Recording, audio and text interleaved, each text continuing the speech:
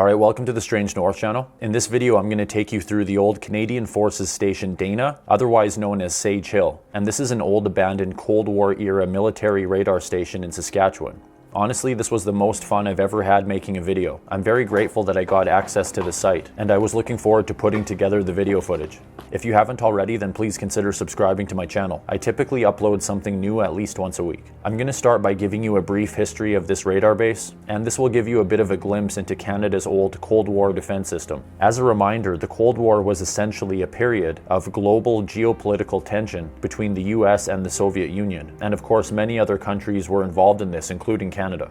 During this period, there were serious concerns over Soviet bomber attacks on North America, and so starting in 1951, a joint operation between Canada and the US built a series of 33 radar stations across Canada called the Pinetree Line. This line of radar stations worked in conjunction with two additional layers of defense radar to the north. In 1958, NORAD was formed. This stands for the North American Aerospace Defense Command, and NORAD would assume authority over these Canadian radar stations. Construction on CFS Dana began in 1961 at a site that was located about an 80-kilometer drive northeast of Saskatoon. According to the Canadian Civil Defense Museum, the base was officially declared operational on February 3rd of 1964. These radar bases required a lot of personnel. At any given time, CFS Dana had between 200 to 300 military members and their families on site. Besides the 3 radar towers and associated equipment, the base also had a mobile home park for families, apartment-style accommodations for single people, a school, jail, swimming pool, gymnasium, bowling alley, curling rink, tennis courts, playground, skating rink, baseball diamond, football field, and a chapel. Many military members and their families were stationed here over the years, and it was very much like a small town.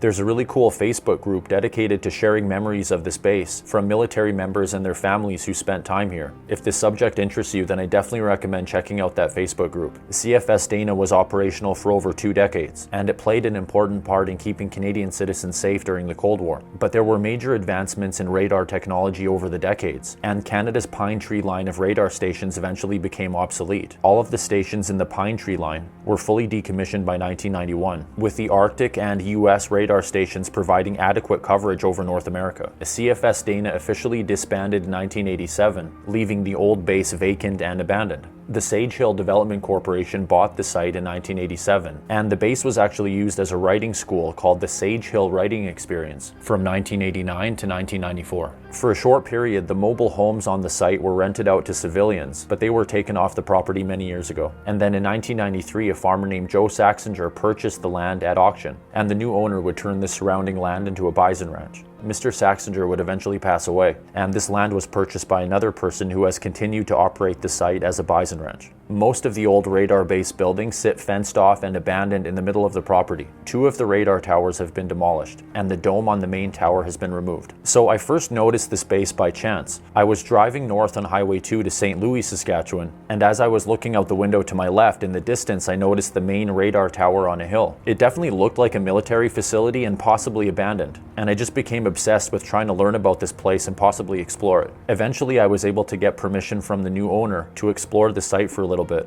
and this is definitely not a property you should try to sneak onto. Obviously this is private property, and there are no public access points. The gates are locked, there are multiple cameras on site. The abandoned radar base is surrounded by bison grazing areas. They've also had a problem with theft and troublemakers over the years, and many people have been arrested and even jailed for trespassing and stealing items from the site. The people who operate the ranch live on site, and they have been known to take warning shots at people who sneak onto the base. I just got extremely lucky in getting into contact with the owner when I was in Saskatchewan, and I think it's been a while since someone has shot video of this place. Someone visited this base in 2008 and took excellent pictures. They put a slideshow of those pictures on YouTube, and I definitely recommend checking that out. It's really interesting to see the difference between those pictures taken in 2008 and the video that I shot recently. As far as I know, the last solid video taken at CFS Dana was in 1997. There was an excellent documentary that came out in 1998 called Tracking Distance by Greg Marshall.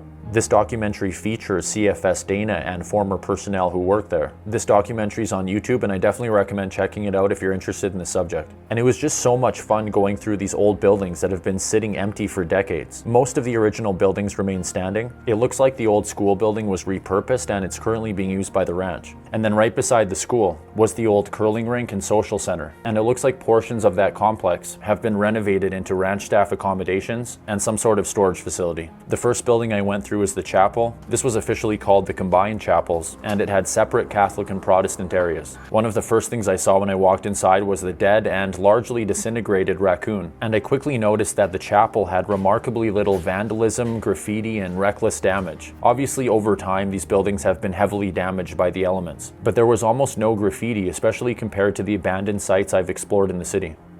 This old piano was one of the few belongings left behind. These buildings were basically empty. One detail I loved in this building was the old confessional booth on the Catholic side of the chapel. These stained glass windows were also especially cool, and as you can see, they're in remarkably good shape. And overall, I'd say that the chapel was definitely in the best condition out of all the buildings that I went through. This building was called the two-cell guardhouse. Guards would have been stationed here at all times. It's located close to what would have been the main entrance. And yes, it's possible that if you misbehaved while you were at CFS Dana, you might have been arrested by military police and found yourself behind bars in one of the 2 jail cells in this building. This building is really small, overall was in pretty rough shape, but I wish I would have taken a bit more time in this building and looked at these papers. I didn't really notice them until I was going through my footage after. Obviously, this is the old swimming pool, and this is right beside the old rec center complex. You can see from the pictures of this building from 2008 that the gymnasium roof had started to cave in. Fairly recently, the current owners replaced this roof, and the old gymnasium is now being used for hay storage. And so it's hard to see what the old gym looked like, but I walked through the rest of this building. And yeah, overall it's in pretty rough condition. Not as bad as some other buildings on site, but definitely a lot worse than the chapel. I can't quite tell if this is relatively positive graffiti or if it was left behind from the previous occupants. But it was definitely interesting walking through this building. This area used to be the rec center's bowling alley, just one of many perks of living on the space.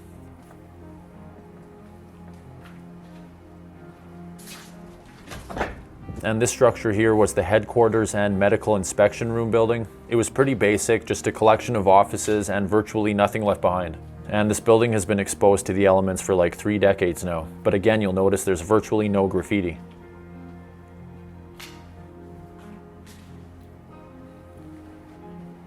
This building here was the single quarters, which had separate apartments for non-married military members. This structure is essentially 3 long buildings connected by a walkway.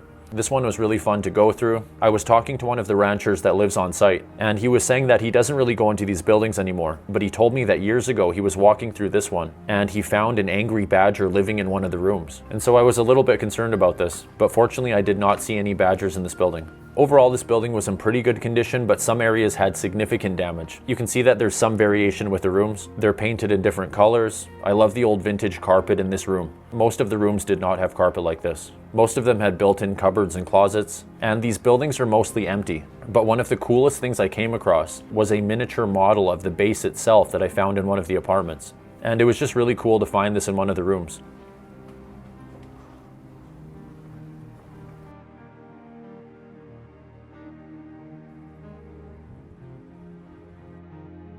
Okay, this building here was known as the Combined Mess, and it's where people would eat, drink, and socialize. This building was in rough condition. Right when you walk in, you can see that moss has replaced the floor in this front room, and this level of decay was apparent throughout this building. In many areas, the roof is caving in.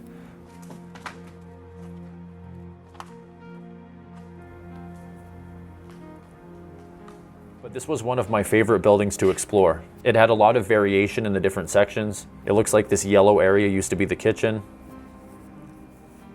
It looks like this was a lounge and bar area, and this section had significant decay.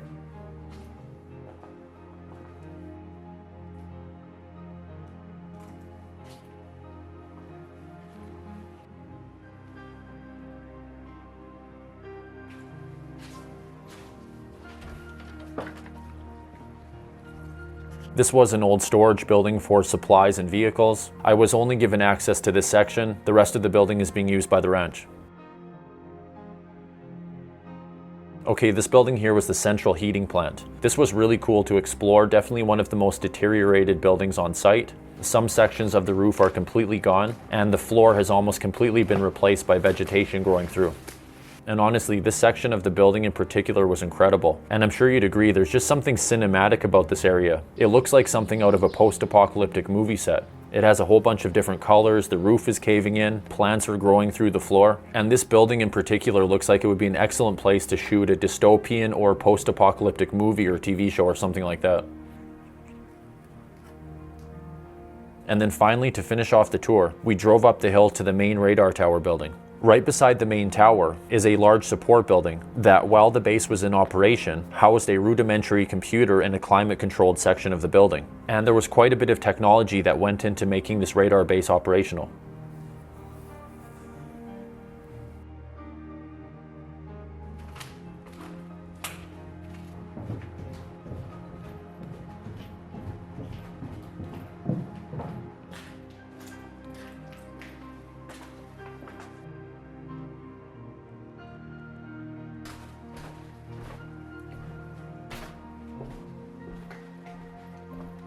And finally, the radar tower itself. This was my favorite building to explore. Obviously, these buildings are almost completely empty, but it was really cool going through this tower. The interior of the tower was pretty dark. In fact, as I started climbing the stairs, I was partially using the screen on my camera to see where I was going.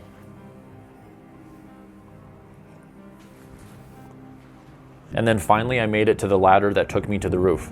The tower is only 4 stories high, but apart from grain elevators, buildings this tall are pretty rare on the prairies. The tower also sits on a hill, and so the view from the top was pretty incredible, and it's pretty unusual to get a vantage point like this on the Canadian prairies.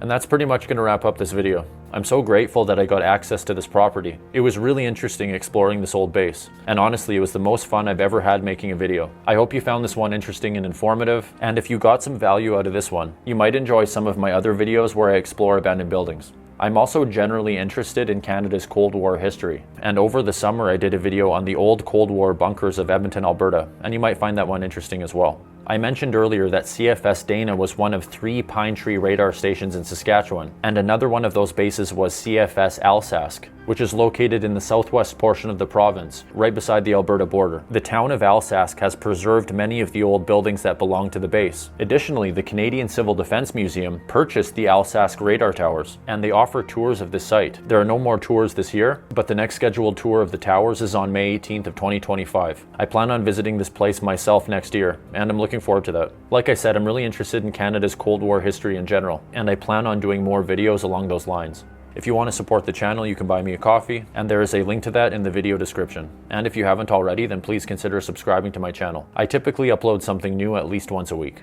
Thank you for watching, I hope you have a great day, and I look forward to seeing you next time on the Strange North channel.